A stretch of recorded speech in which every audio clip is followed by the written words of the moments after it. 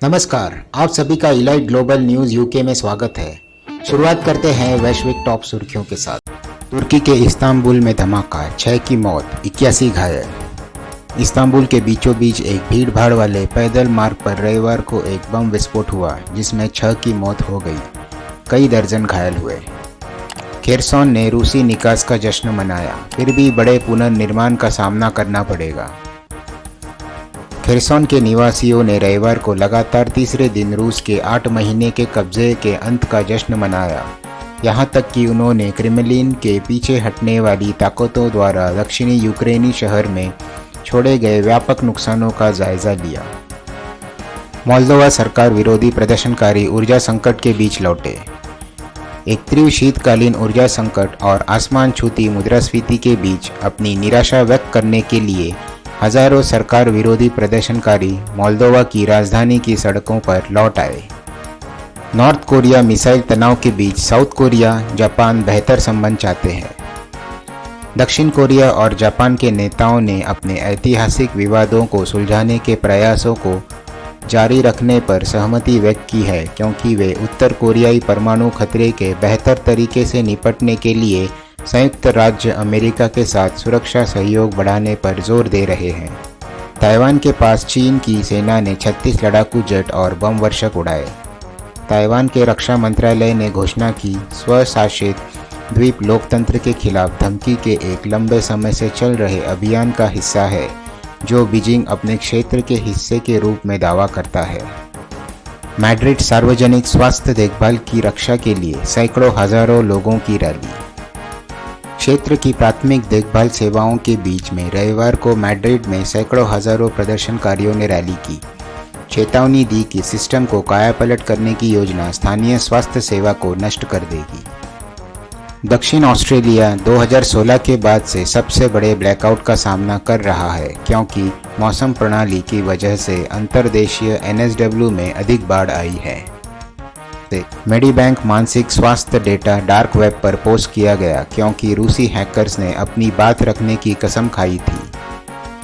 रविवार की रात को समूह ने अपने डार्क वेब ब्लॉग पर साइकोज नामक एक फाइल पोस्ट की, जिसमें पॉलिसी धारकों के सैकड़ों दावे शामिल हैं, जो मानसिक स्वास्थ्य उपचार से संबंधित प्रतीत होते हैं। यूके के खेतों से जल्दी घर भेजे जाने के बाद मौसमी फल बीनने वाले हजारों लोगों को कर्ज में छोड़ दिया। ब्रिटिश खेतों पर फल लेने के लिए काम पर रखे गए नेपाली श्रमिकों का कहना है कि उनके आने के कुछ हफ्ते बाद ही घर भेजे जाने के बाद उन्हें हजारों पाउंड के कर्जे में छोड़ दिया।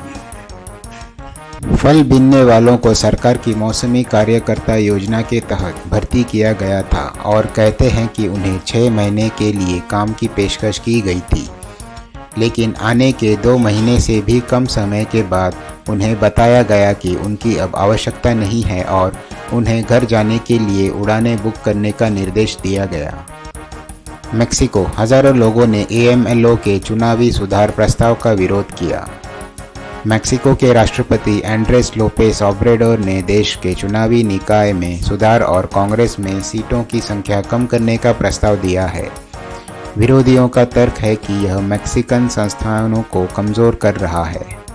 स्लोवेनिया, नताशा पर्क-मुसुर चुनी गई पहली महिला राष्ट्रपति।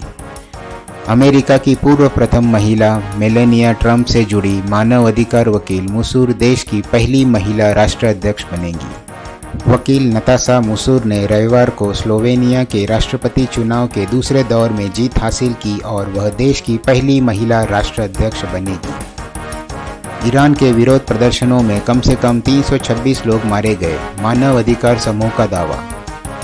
नॉर्वे स्थित ईरान ह्यूमन राइट्स NGO समूह ने दावा किया है कि 2 महीने पहले देशव्यापी विरोध प्रदर्शन के बाद ईरानी सुरक्षा बलों ने कम से कम 326 लोगों को मार डाला है।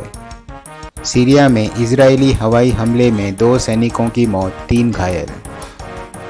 चीन के WJ-700 UAS ने अधिक शक्तिशाली तकनीकों के साथ एयर शो में शुरुआत की।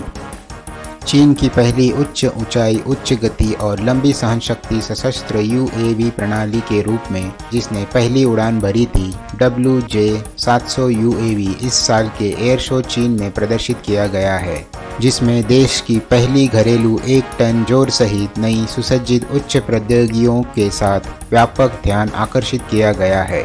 टर्बोफैन इंजन, जिसमें उच्च प्रदर्शन और उच्च विश्वसनीयता और बड़ी संख्या में कार्बन फाइबर मिश्रित सामग्री का उपयोग होता है।